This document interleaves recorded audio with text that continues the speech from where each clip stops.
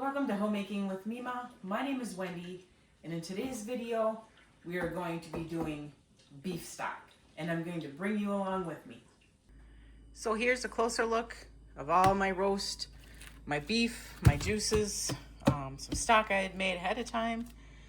These 2 bags have cooked beef scraps in them. These are all juices from roasts. Again, I said I made some stock earlier. That's in these 2. The beef bones and this a chunk of frozen beef scraps have to be roasted, but they have to be thawed out first. So that's why I took all this out. These have to thaw out too before I can even get them into the roaster, or that I'm going to use that electric stock pot again and do it in that like I did the poultry broth. But yeah, I got to get these to thaw out so that I can actually roast them in the oven and roast that as well. All right, we are going to get these beef soup bones roasted and this raw beef scraps that I have. And we're going to get them roasted. I have the oven preheating at 400.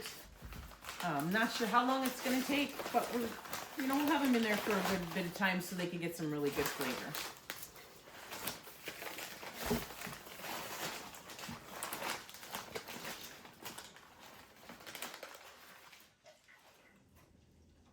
And these actually Pigeon frozen still. Hopefully I can get them all apart. And there's quite a bit of meat on here. I'm gonna let that meat go with making the beef stock. And if I can salvage some of it when it's completely done, then I will.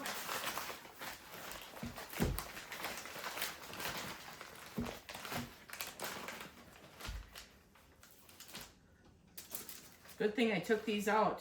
It was like 3 days ago, maybe 4 days ago. I took all that beef stuff that I had in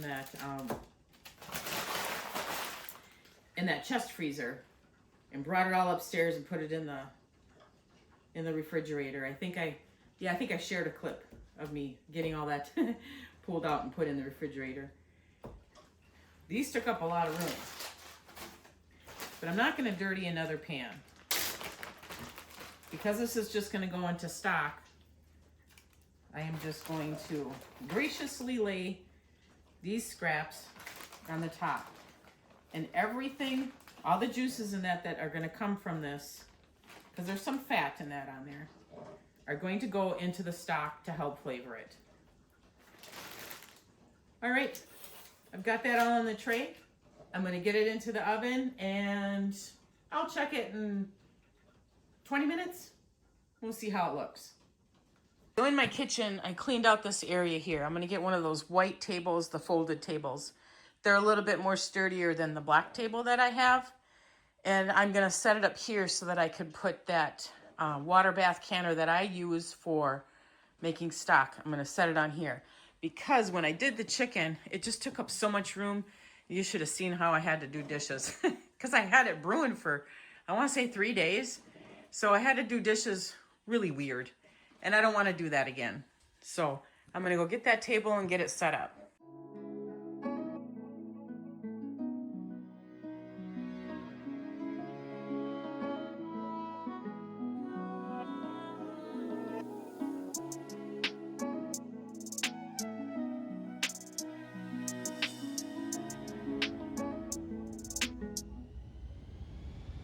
You might ask yourself, is this worth all the trouble?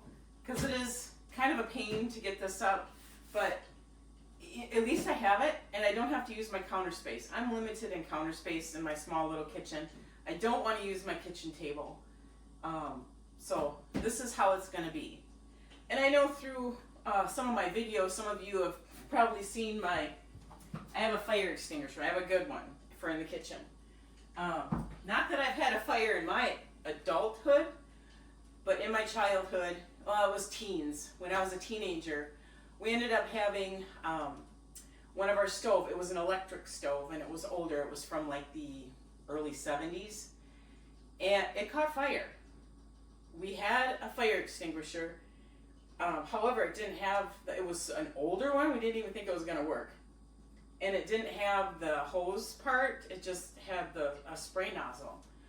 It worked, it put it out, made a mess, but if you've ever been through a situation like that, you're always gonna have that fear in the back of your mind. So my kitchen's always had a fire extinguisher since we moved into the house here. So that's my reason for the fire extinguisher. Now back to the beef stuff.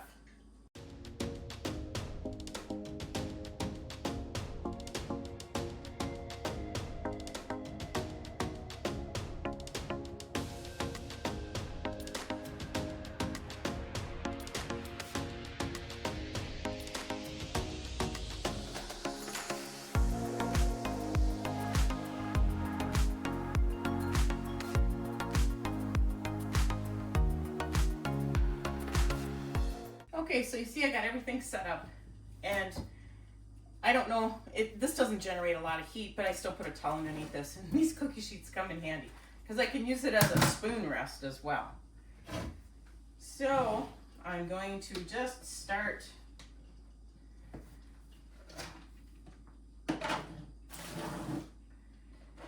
now. Some of these might have fat caps that I'm just going to pull them off because I'm going to have fat with the scraps. There's fat in these, so I'm going to pull any excess fat off of there. And I'm going to get all these in here. I don't have any carrots, so I'm just going to use what I have. I have some scraps here, celery, onion peels. There's a little bit of diced onion in here that just needs to get used up. That was in the refrigerator. So yeah, I'm just going to dump and get it going. Get it all dumped in there. And you see if you refrigerate it, how nice it just comes right off. Or if you freeze it. But I just had these thawing out in the refrigerator. So, and see how nice that stock was? This stock turned out so nice.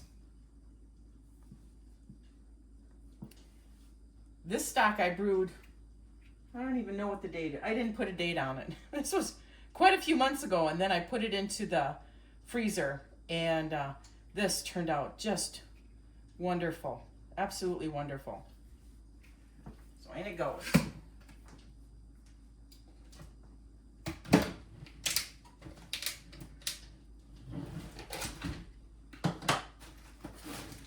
I'll get all these in there too. Get that mess out of my way.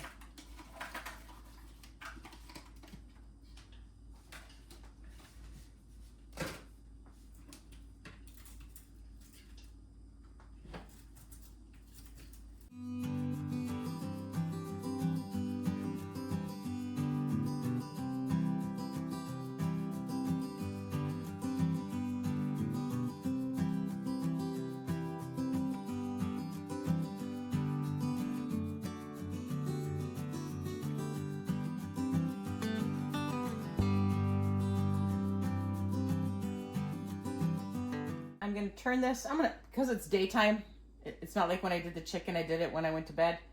I'm just going to turn this on medium. It isn't going to take long for that to melt down. And then I'll add some peppercorns and salt that I have sitting over here. And whenever that meat that I have in the oven roasting, when that gets done, it's not going to get completely cooked. I'm just going to get a good browning on it. And then I'll put it in there. And see how nice I was able to, I didn't have to buy these containers. We bought them with food in them. I rewashed them, and now I reuse them. And after a period of time, I'll get rid of them because we always get more. So it's recycling to as much life as it can give me, and then it goes in the trash. If we don't need them, I just rinse them out and we actually put them in the recycling. But once they've had food in them multiple times, I usually just throw them away. So now to get all these cleaned up. So this is after 20 minutes, and I want it in there a little bit longer. But it's cooking up nice. Here it is, all done. And now I'm just going to get it into the stock pot.